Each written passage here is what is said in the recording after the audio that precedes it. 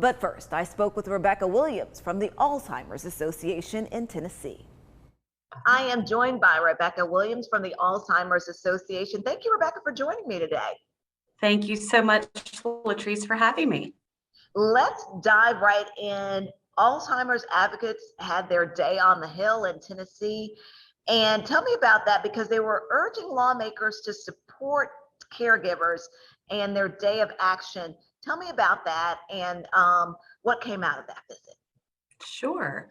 So, something that we always do every single year is have our day on the Hill in Nashville.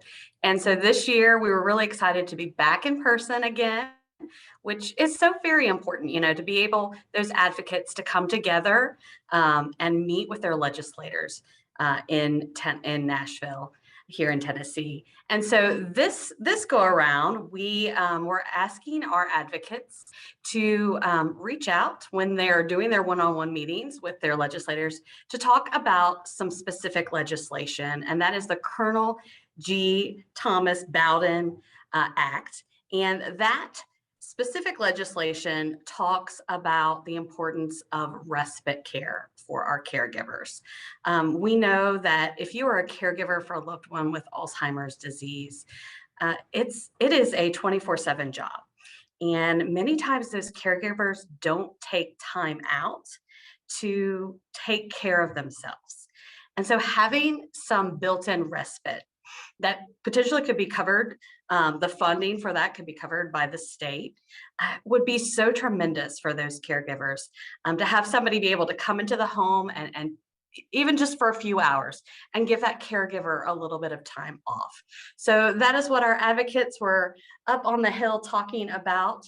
And we are, looking forward to hearing what comes from this bill.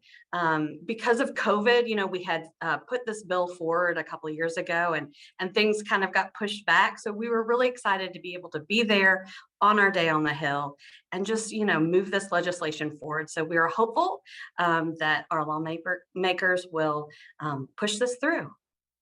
And again, when we start talking about respite care and giving the caregivers a break, you're talking about including there some types of funding where that it would cover in-home care for someone to maybe come in and watch over that family member or that loved one for maybe so many hours a week. Is that what we're talking about here? Absolutely. So having someone come into the home for a few hours to just give that caregiver some time off.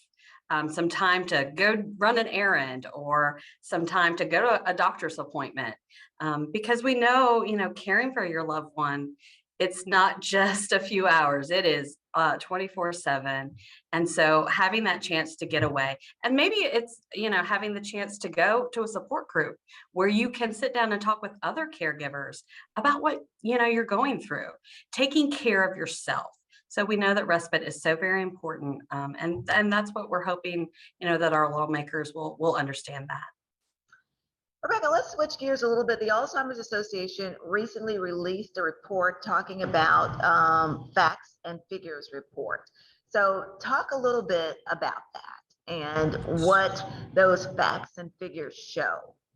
Absolutely. So every year, the Alzheimer's Association releases our facts and figures report, and this is really an opportunity to share, with our state, with our country, what's happening with Alzheimer's. So some of those facts and figures: 1 in 3 seniors dies with Alzheimer's and dementia.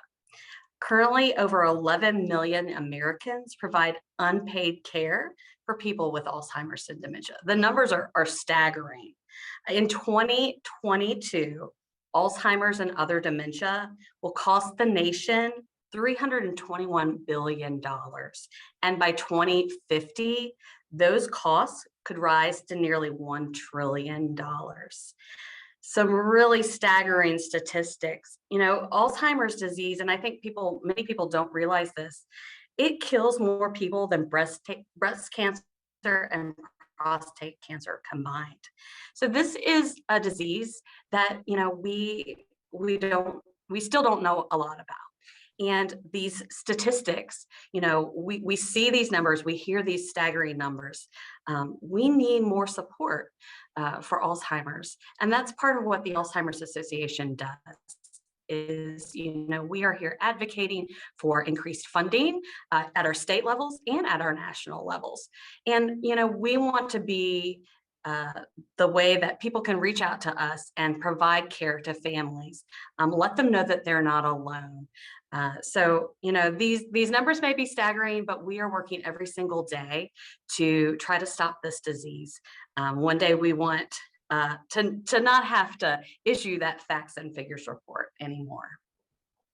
So important there. And one of the things too is you're always trying to raise funds to help find a cure. And part of that is your longest day fundraiser that's coming up that I'm taking part in that. So let's talk a little bit about this fundraiser and what it is and how it works.